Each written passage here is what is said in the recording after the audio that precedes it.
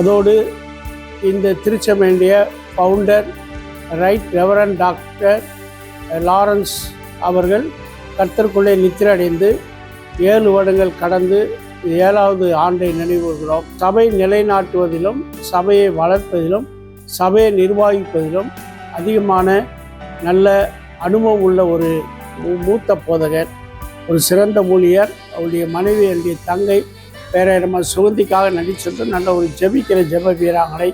அதுபோல் சபையுடைய போதகர் reverend linen Shalom இளம் வயதிலே அற்புதமான ஊழியத்தை செய்து வருகிறார். ஆகவே நானும் என் வீட்டார் மன்றால் கர்த்தரையே சேவிப்போம் என்று யோசுவா சொன்ன பிரகாரம் குடும்பமாக ஆண்டவரை சேவிக்கிறார்கள்.